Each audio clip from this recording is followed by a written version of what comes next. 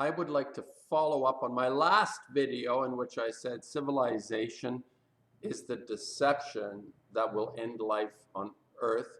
And I want to follow up. I said that my thoughts on this and the reason why we're in the position we're in and the intent behind it is something that is a lot more complex than just identifying the usual suspects. What I say, the usual suspects. And we can participate in an in a wider communication through the internet, which is quite superb and amazing. The amount of information that people can gather through the internet and listen to incredible people understanding and outlining the dilemma that we're in and coming to conclusions why.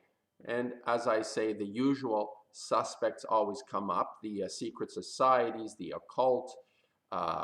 It's not actually that hidden. It's in plain sight. It's just that we don't want to believe it or think about it.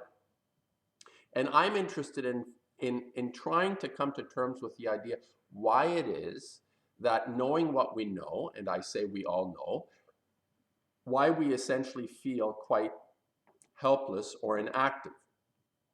And to list the litany of destructive behavior and people around us is rather quite insignificant, not in terms of understanding and knowing that this is happening, but in terms of having an effect to be effective.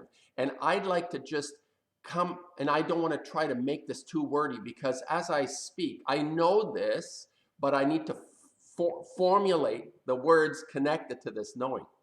And when I said that civilization is a construct that actually facilitates, gives the part of humanity that is intent on destruction, what I call having a romance with the Grim Reaper, and we look around us and we see incredible numbers of symbols that indicate that this is actually true in society, through film, through art, through all the expressions, the human expressions that show us there is a desire towards the death side of things rather than the life side of things. And at the end of a lot of movies, just to make people not totally despair, there's always, you know, the good guy wins, or people hug and love each other. It's kind of like to end off, but the 99% of a movie, for example, is all about death and destruction. At the end, there is like a hugging and a good feeling.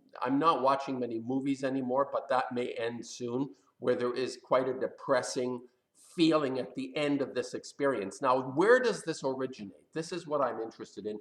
The origin of where do we conceive of civilization, culture as a whole?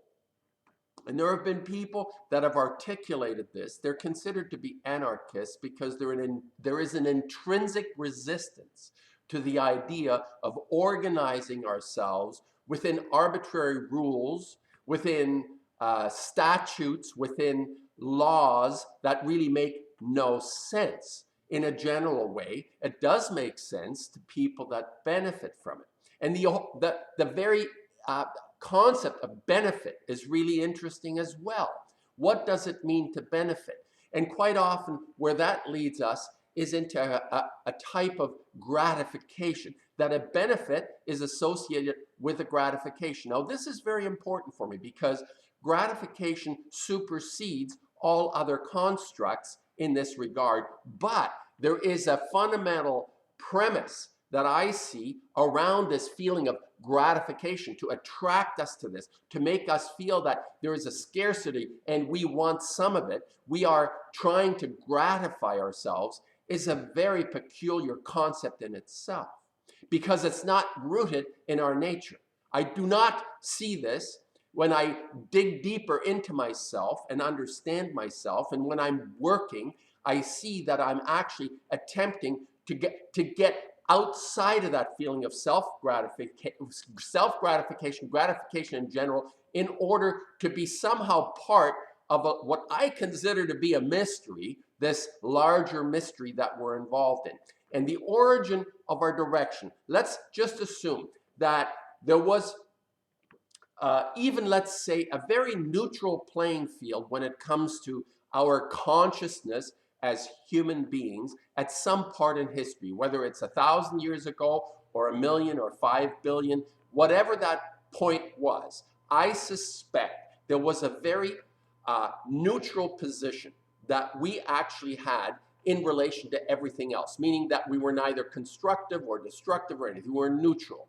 And something happens, and this is part of this mystery, that I suspect, I can't prove this, but I suspect that we grew into something. And I refer to it as conscience quite often. The idea that we have the ability to do the right thing. Whether we choose to do it is another story. And a friend of mine just yesterday alerted me to a fellow called Mark Passio, who talks very similar to this. He is somewhat more in an ornery, angry state, something that I'm drifting away from to some extent. Not that I'm not passionate, but I'm staying away from the blame and the anger part of it and itemizing the usual suspects. So anyway, my thoughts on this today, that there was a point in our development, particularly around this concept, that became prevalent, or we became somehow very animated by the idea of being able to act in a way that would lead us to something more than we were. Hence, the idea of civilization, which is always connected to progress. We always find this word in political systems: progressive, progress, progress. The idea of progress, in fact, is antithetical to this fundamental nature that we have. It has nothing to do with progress. It has to do with a part within us, and in being able to connect to something, we don't progress, but we become part of something that is larger than ourselves. It's not progressive in the sense of going from point A to point B, where the words, okay, this is why I make paintings. The words in this need to reflect that anything that we have come to accept and assume to be true is not true. The world is not what it appears to be. So I resist the idea of progress. It's not the right word. There is a feeling that I'm trying to convey here that suggests we are on the right path, but it has nothing to do with progress. So, for example, that some alien were to come down from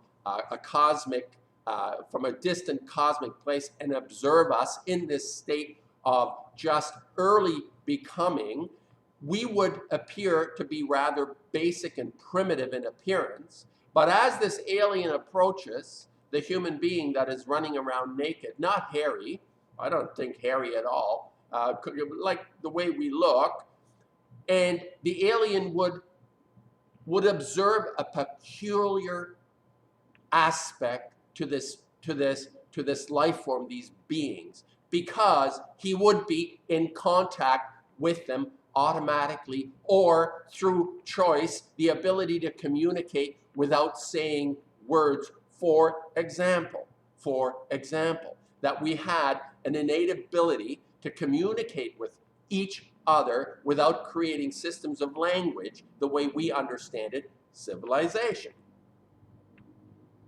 So whenever I conjure up, this is an example, for example, that our ability to communicate is fundamental to the idea of progress, civilization, telling each other how to act, what to do, how to make a widget work better. All these kind of things have to be transmitted in some way, and we use a platform called civilization, which develops into cultures, which actually ends up where we are. So going back, the reason we're in the situation we're in is that we got sidetracked into a concept that we call civilization that created enormous infrastructure and a superstructure around being basically good people that were not functioning on the level of gratification.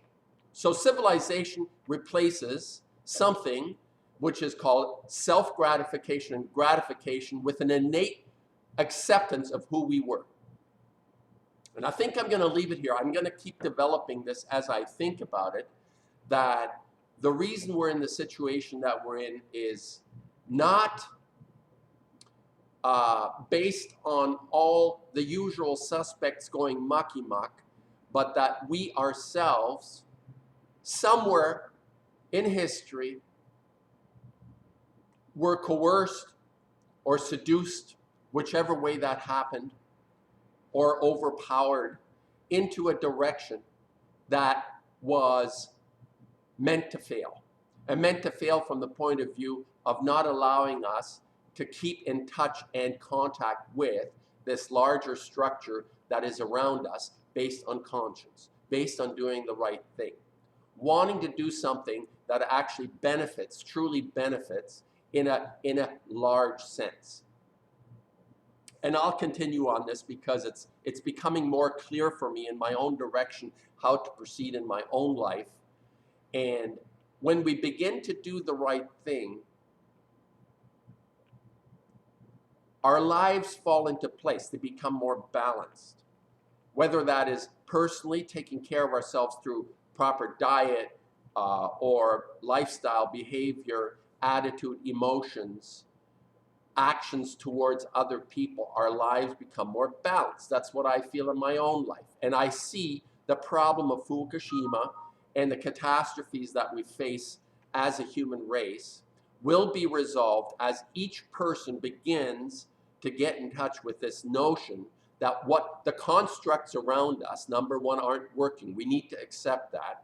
But what is it that replaced in us? What is it that if we give up civilization, my cars and all the sort of gifts and attributes, the wellnesses of what we consider to be important, when we give all that up, what do we replace it with?